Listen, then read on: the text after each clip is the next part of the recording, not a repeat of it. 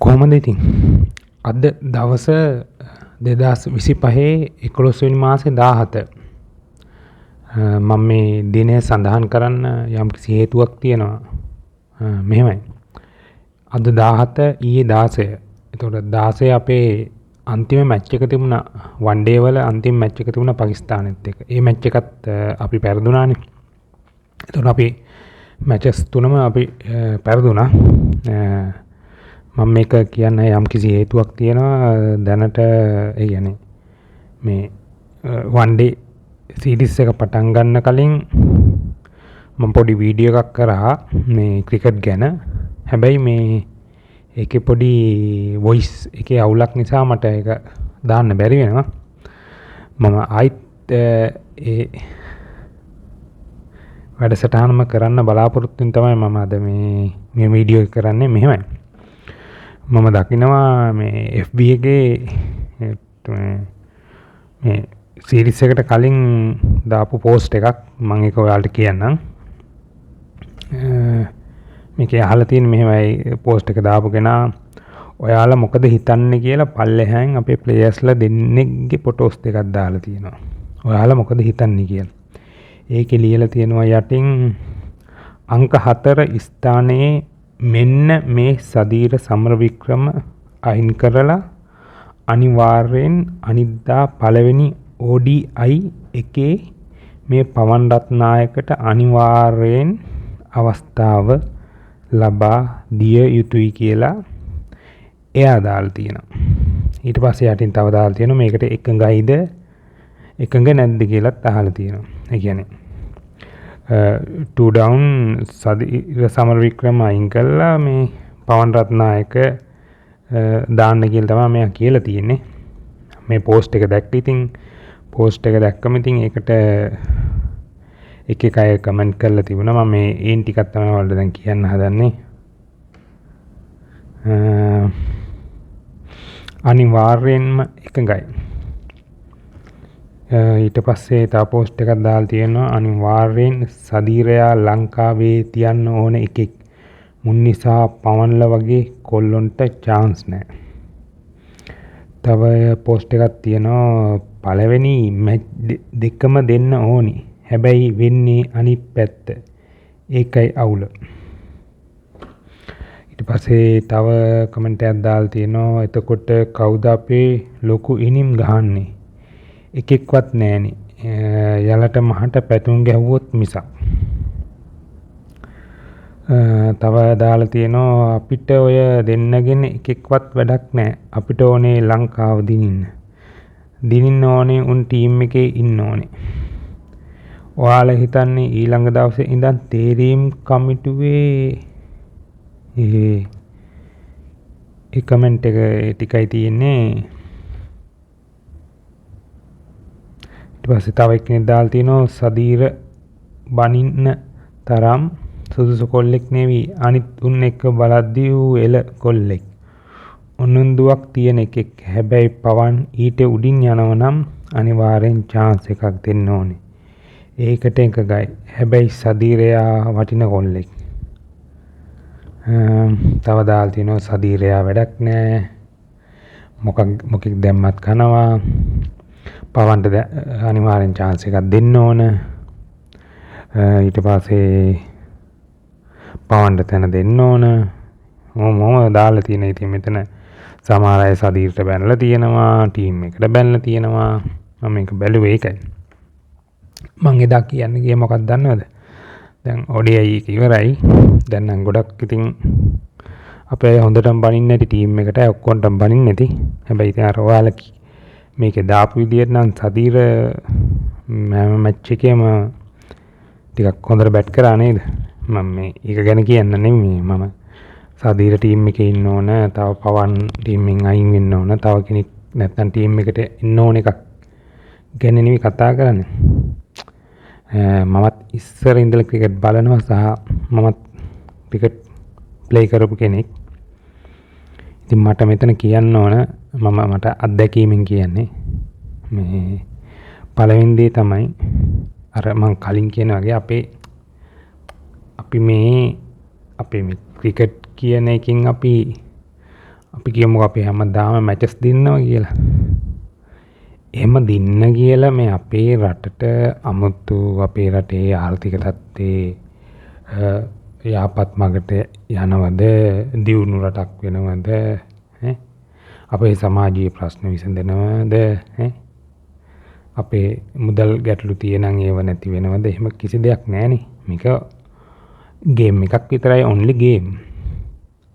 එක ක්‍රීඩාවන් එක රටවල් වල අය ඒ ක්‍රීඩාවන් වලට කැමති. ඉතින් එතකොට ඒවත් එක යාලා බැඳිලා ඉන්නවා. ඒ බ්‍රසීලය ගත්තොත් බ්‍රසීලයේ මිනිස්සු බ්‍රසීල් ටීම් එක ෆුට්බෝල් ගහලා දිනනවට කැමති. ආජන්ටිනාව බැලුවොත් එහෙමයි. එතකොට දැන් එංගලන්ත වගේ රටක් ගත්තොත් ක්‍රිකට් වලටත් ලොකු තැනක් තියෙනවා වගේම ෆුට්බෝල් රගර්. ඉතින් ඒ රටේ මිනිස්සු ඒකට කැමති. ඉතින් හැබැයි මේ වගේම ඉතින් එතකොට ඒ රටවල් වල ඒ මැචස් ඒ ටීම්ස් පරදිනකොට ඉතින් එක මත දරනවා ඇති. මම අර මෙතෙන්දි කියන්නේ මේ මිනිස්සු අපිට වරදක් කළා නෑනේ. අපි මේ මිනිස්සුන්ට බනින්න අපිට ගේම් එකට ආස කියලා. මේ මිනිස්සු කියන්නේ මේ බලෙන් ටීම් එකට ඇවිල්ලත් නෑ. අනිත් එක මම දන්නේ මෙතන මේක අහගෙන ඉන්න අයගේ ළමයි ඉන්නවනම් ඔවුන් ක්‍රිකට් ගහන්න ස්කෝල් ටීම් එකට හරි ඇකඩමි එකකට හරි යවනවද කියලා. නැත්තම් මෙතන මේක බලන අයගේ අය ක්‍රිකට් ගහනවද කියලා මං කියන්නේ. මං කියන්නේ මේ සැහැල්ලු පන්දු නෙමෙයි. මේ ලෙදර් ක්‍රිකට් එක, හાર્ඩ් බෝල් ක්‍රිකට් එක ගහනවද කියලා. ගහනවා නම් මේක තේරෙයි. සමහර මම දන්නවා ගහන අයටත් මේක තේරෙන්නේ නැහැ. ඔය කියවනවා. හැබැයි ඔහුටවත් මේක කරගන්න බෑ. ඉතින් ඔහු එතෙන්ට යවුවත් ඔහුට කරගන්න බෑ. කටින් කියන්න පුළුවන්. දැන් මම මේක කියන්න හැදුවේ දැන් මේ ප්ලේයර්ස්ලා අපි දීපු ඡන්දකින් වක්කත් අපේ වරප්‍රසාදකින් වක්කත් ගිහපු අය නෙවෙයි. ඔවුන් පොඩි කාලේ ඉස්කෝලේ යනවා. ඉස්කෝලේ යද්දි ඉස්කෝලේ බොහෝ වෙලාවට ඉස්කෝලේ ක්‍රිකට් ක්‍රීඩාව තියෙනවා. ඉතින් එතෙන්දී ක්‍රිකට් ගහන්න යනවා. එතකොට ස්කූල් ටීම් එකේ 13, 15, 17, 19 ගහනවා. ඉතින් යාට ගන්න දිස්ත්‍රික් ටීම් වල, පළාත් ටීම් වල ගහනවා. ඉතින් යා ක්ලබ් ලෙවල් එකේ ගහලා තමයි මෙතෙන්ට එන්නේ. ඉතින් දක්ෂෙක් නිසා එන්නේ. දක්ෂෙක් නැත්තම් මේ කියන්නේ ලංකාවේ ක්‍රිකට් එක ඇතුලේ දක්ෂෙක්. ඉතින් ලංකාවේ ක්‍රිකට් තියෙනවනේ. ඉතින් ක්‍රිකට් ටීම් එකක් තියෙනවනේ නැෂනල්. ඉතින් ටීම් එකට යන්නේ ලංකාවේ ඇතුලේ දක්ෂෙක් නේ. ඉතින් මෙයාලා එතෙන්ට යනවා. එහෙම ගිහලා දක්ෂෙක් නිසා තමයි එතෙන්ට යන්නේ. ඉතින් එයාලගේ කැපවීම දක්ෂතාවයත් එක්ක තමයි එතෙන්ට යන්නේ. ගියාට පස්සේ එහෙම යනකොට දැන් යන්න මෙයාලගේ වෘත්තිය වෙන්නෙත් මේක. දැන් එකයි වෘත්ති තියෙනවනේ නේද? වෘත්තියනේ තමයි ජීවත් වෙන්න, ගෙයක් දොරක් හදාගන්න, කන්න බොන්න, අඳුම් පැළඳුම් ගන්න, යාන වාහනයක් ගන්න, තවන්ගේ බෙහෙත් ටික ගන්න, සල්ලි හොයාගන්න තමයි වෘත්තියන්නේ නේද? එතකොට මේක බලන අනිත් අයත් වෘත්තියක් කරනවානේ. එතකොට මේකත් එක පැත්තකින් වෘත්තියක්. දැන් එයාලා අනිත් පැත්තෙන් ඔවුලා ආසාවට ගේම් එකට කැමති නිසා සෙල්ලම් කරගෙන ගිහිල්ලා අන්තිමට වෘත්තියක් වෙනවා මේක ඉතින්. එතකොට මෙයාලා කාටවත් වරදක් කළා නෑනේ. මං කියන වරදක් කළා නෑ. අපි ගේම් එකට කැමති නිසා අපි මේ අරව මේව කියන්නේ මෙයාලට. ගේම් එකට කැමති නිසා අපි මේ දින්නේ නැති වුණොත්, අපි හිතන විදිහේ ප්ලේ කරේ නැති වුණොත් අපි මොවුන්ට බයිනවා ඉතින්. හැබැයි මං කියන්නේ ඉතින් එහෙම බනින්න අපිට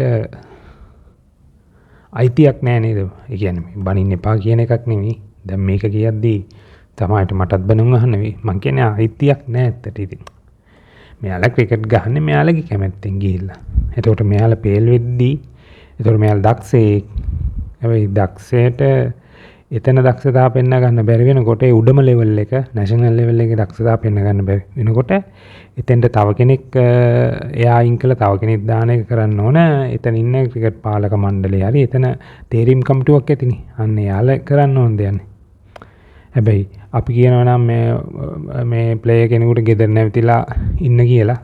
ඒක ඉතින් එක පැත්තකින් බලනකොට මේ මිනිස්සුන්ට කන්න බොන්න අඳින්න පළඳින්න ඒ ජීවත් වෙන්න දෙමාපියෝ පෝෂණය කරන්න ඒවත් එපා කියන වගේ වැඩක් නේ කියන්නේ. එක පැත්තක් මේක වෘත්තියනේ. අනිත් පැත්ත අර කිව්වාගේ මෙයාලා ආසාවෙන් කරපු ගේම් එක. ඒකනේ අපිත් කැමති මේ ගේම් එකක් නිසානේ. ඉතින් මං කියන්නේ ඕක තේරුම් ගන්න ඕන. මං දන්නවා මේක තේරුම් ගන්න අමාරු වෙයි. මොකද මං දැකපු හැම තැනම තියෙන අරක මේකයි මේ අයට ගන්න බෑ මෙයාගෙන් වැඩක් නෑ. මං ඉතින් බලන් ඉන්නවා ඇයි එයාලා එහෙම කියන්නේ කියලා. අර ගේම් එකට කැමති නිසා එයාලට ඕන දේ කරගන්න තමයි හදන්නේ ඉතින්. ඇත්තට ඉතින් එයාලට ගහන්න බැරි වුණත් අපිට වැඩක් නැහැ නේ ඉතින්. එයාලට ගහන්න බැරි වුණොත් ක්‍රිකට් බෝඩ් එකකින් ක්‍රිකට් පාලක මණ්ඩලයෙන් තව කෙනෙක් එතෙන්ට දාවි. ඉතින් එයාට සමහරට ගහන්න පුළුවන් මේ බැරි වෙයි. ඉතින් අපි මේ ගේම් එක හැබැයි ඉතින් මේ ලෝකේ යාළුවෝ ක්‍රිකට් ගහගෙන යනවා ඉතින්. මමත් ක්‍රිකට් බලනවා. හැබැයි මටත් ගතිය තිබුණා දැන් අවුරුදු 10කට 15කට. හැබැයි මං එතනින් අයින් වෙලා ක්‍රිකට් බලන කෙනෙක් වුණා. ගේම් එක බලනවා. රට දිනනවට කැමතියි. හැබැයි දිනනවට කැමති කියන තැන මේ රට දින්නේ නැහැ. වර්ල්ඩ් කප් එකක් දින්නේ නැහැ.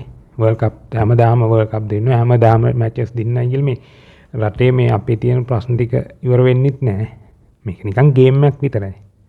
අපි නිකන් හිතමු අපේ ෆුට්බෝල් ලංකාවේ හොඳට ඉහළට වර්ල්ඩ් කප් එකක් ගහලා වර්ල්ඩ් කප් එකක් දින්න කියලා. ඉතින් ගේම් එකක් විතරයි. ඒක එයාලා දින්නම එයාලට හම්බෙන මේව ටිකක් ඒ මුදල් හරි ත්‍යාගය හම්බෙයි. ඉතින් අපි මේ රටේ අපි අද බ්‍රසීලට යන්නද කැමති පින්ලන්තේ වගේ රටකට යන්න කැමති. බ්‍රසීල් ෆුට්බෝල් ජනප්‍රියයි වර්ල්ඩ් කප් ගත්තා කියලා යන්න කැමති නැහැ නේද? ඒක පින්ලන්තේට යන්න කැමති. අපි දන්නවා පින්ලන්තේ තියෙන පරිසරය හොඳයි. අපිට ගිහිල්ලා හොඳ වැටුපක් ලබන්න පුළුවන්. ඒ වැටුපට හරියන්න හොඳට කාලා බීලා ඇඳලා ඉන්න පුළුවන්. ඒ කියන්නේ මාසයකට හම්බෙන වැටුප සමාන ජීවන වියදම වගේ 4 ගුණයක් 5 ගුණයක් වෙන්න පුළුවන් කියලා අපි දන්නව නේද?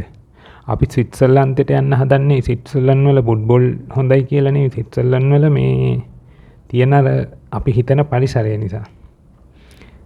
ඒකයි. එතකොට මේ ක්‍රීඩාවක් මම හිතන්නේ එක තැන්වල පොඩි බලපෑම් වෙනවා ඇති. සමහර ක්‍රීඩාවක් රටේ දියුණුවට රටේ මිනිසුන්ගේ යාමග හැදෙන්න රටේ මිනිසුන්ට හොඳ ජීවන තත්ත්වයක් උදා කරගන්න ක්‍රීඩාවක් කොහොක්වත් බලපාන්නේ නැහැ. මිනිස්සු ක්‍රීඩා කරන එක හරිද? අපි ක්‍රීඩා කරා. ඒක හරි. මං කිය සමස්ත රටක් විදියට මැච් එකක් දින්නයි වර්ල්ඩ් කප් එකක් ගත්තයි. එහෙම නැහැ. අපි ක්‍රීඩා මං කියන්නේ මේ ක්‍රීඩාව නරඹන්න එපා කියන එකක් නෙමෙයි. අපි නිකන් අපේ ඉගෙන අපිට වෙන වැඩක් නැහැ වගේ. තමයිට ගෙදර අතු ගන්නෑ අපි. වත්තේ වල්පැල වැවිලා ඒව කපන්නේ සුද්ධ කරන්නේ වත් ඉදලක් අතට අල්ලන්නේ. ගෙදර අම්මා තාත්තට උදව්වක් නැහැ. නේද? ඇත්ත නේද? මම දැකපු දේවල් කියන්නේ මේ ජීවිතේ මූලික කාරණා තියෙනවා. ඒව කරගන්න නැහැ. හැබැයි පැය ගණන් මැච් බලනවා. ඊට පස්සේ ඒව ගැන මම මේ කියන්නේ ඔයාලා මේ ගත කරන ජීවිතේ මැච් බලන්න එපා මෙහෙවින්න කියන එකක් නෙමෙයි. මේ සමාජය අපි දැකපු දේවල්, අදටත් දකින්න දේවල්, අදටත් ඇහෙන දේවල්. මැච් එකක් බලන එක ප්‍රශ්නයක් නෙමෙයි. මැච් එක බලනවා. හැබැයි මැච් බලලා නිකන් අපි තව කෙනෙක් විවේචනය කර ඉන්න, තව කෙනෙක්ට දොස් නාගන්න අපිට ඔන්න පොඩි හරි අයිතියක් තියෙන පුළුවන් වෙයි දේශපාලඥයෙකුට අපිට බනින්න, ඒ කියන්නේ මොනවා හරි කියන්න විවේචනයක් කරන්න අයිතියක් තියෙන පුළුවන්. මොකද අපි ඡන්ද දීලා මේ රට පාලනය කරන්නනේ ඔවුන් යවන්නේ. ඉතින්දී ඔවුන් රට හරියට පාලනය කරන්නේ නැතුව ඔවුන්ගෙන් කිසියම් රටට ප්‍රශ්න එනවා නම් අපිට ඔවුන් ගැන එක හොඳ නැති කතා අහන්න ලැබෙනවා නම් හොර වැඩ වංචා දූෂණ. ඒකට අපිට ඒව ගැන කතා කරන්න පුළුවන්. මේක ක්‍රීඩාවක්.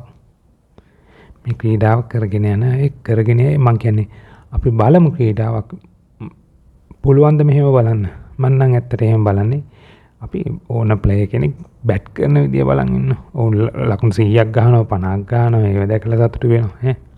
ඒක අපේ රටේ ප්ලේයර් කෙනෙක් වෙන්න පුළුවන්, වෙන ප්ලේයර් කෙනෙක් වෙන්න පුළුවන්. ඕන් බෝල් කරන විදිය, ඕන් ෆීල්ඩ් කරන විදිය ඇත්තටම අපි වෙන අපි ඕස්ට්‍රේලියාවයි නිව්සීලන්ඩ් ගහන මැච් එකක් අපි බලන්න පුළුවන්. බලනව නේද? බලනවනේ. ඒක නොබලින් නෑ නේද? අපිත් මේ ඊට පස්සේ අපි කියමු ඉන්දියාවයි පාකිස්තාන් මැච් එකක් ගහනවා කියලා අපි බලනවනේ ඕක. ඒ වගේ අපේ රටේ මැච් එකත් අපි බලන කෙනෙක් කියමු. බනින කෙනෙක් නෙමෙයි, බලන කෙනෙක් වෙලා ක්‍රීඩාවත් බලමු. නිකන් අර අපි නිකන් ලේකෝප කරගෙන තව කෙනෙකුට බැනින් නැති වෙන්න මම හිතන්නේ එහෙම තමයි හොඳ. මට මේක මේ නවත්තන්න කියන්න බෑ. හෙටටත් මේ ටිකම හේවි. අනේ අපේ උන්ට ගහගන්න බෑ මෙහෙමයි වැඩක් නෑ අර මිනිස්සේ මොකද ගහන්නේ ගෙදර යන්නේ නැතුව ඕවද අරවද මේවද හෙටත් ඇයි හැබැයි වැඩක් නෑ මං කියන්නේ. ඒ මිනිස්සු අපිට කරපු දෙයක්වත් නෑ අපිට කරදර කරලත් නෑ. මේ මිනිස්සු පොඩි ගහලා ක්‍රිකට් ගහලා එතෙන්ට ගිහිල්ලා එතන පුළුවන් තරම් රැඳී ඉඳීවි.